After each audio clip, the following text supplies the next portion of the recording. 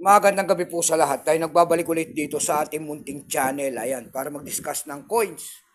Kung magkano na ang kanyang presyo sa ating mga online selling. Isa naman tayong kolektor. Ayan, magandang gabi po. Ang pag-uusapan kasi natin barya ngayon, ito po ay barya po ng Pilipinas. Ayan. Ito po ay barya po ng Pilipinas. Ayan. 5 centimos po ni Melchora Aquino. Ayan, Melchora Aquino. Update price natin siya year 1982 kung magkano ng kanyang halaga sa ating mga online selling. Kung magkano ng kanyang price. Ayan.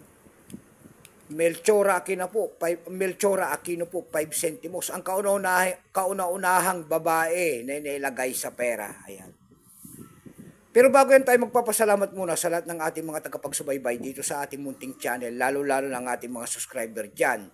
Ayan, babatiin lang natin ng special shoutout lahat ng mga sama natin dyan sa Cervantes po, Speed po, ayan. Yung mga subcon dyan, ayan, God bless po sa inyong lahat, ayan. Ayan ang ating pag-uusapan ngayon, pera po ng Pilipinas, 5 centimos po ni Melchora Aquino. Maraming salamat po sa lahat ng aking mga subscriber dito sa YouTube channel ko po. Thank you so much sa inyong lahat. Mabuhay po kayo and God bless. Ayan.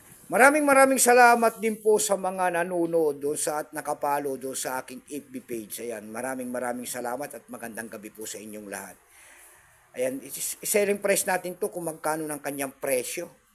Pero bago yan, ayan, kilalanin mo muna natin siya. Issue po nito ay Philippines po, Period Republic, 1946 up to date po.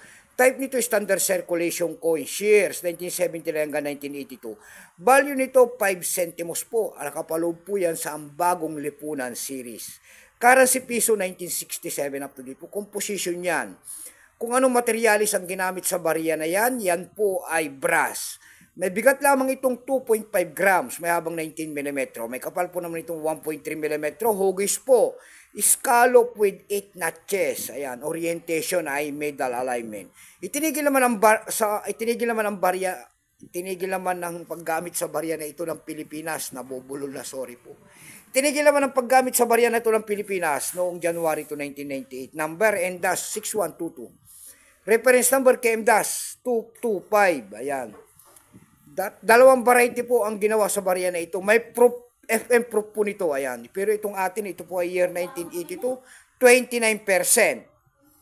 Kung ilang piraso pong ginawa sa barya na ito ng Pilipinas, ay wala pa may pakita ang ating Bangko Sentral. Pero may price na po yan doon sa ating numista.com. Binigyan na po ng presyo. Yung kanyang extra fine po kung tawagin ng ating mga kolektor ay nagkakalaga po ng 26 pesos. Ayan, almost a circulated 26. Dako naman tayo sa kanyang price. Ayan. Doon sa ating ab.com po, mayroon tayo nakita nagbebenta nito ng $12.78. Napakalaki na.